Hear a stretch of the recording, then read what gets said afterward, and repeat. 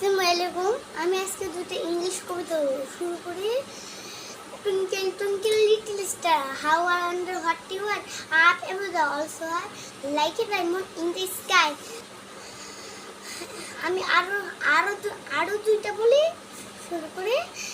Hop hop hop, 1 2 3, turn around, dance with me, clip clip clip, 1 2 3, turn around, play with me.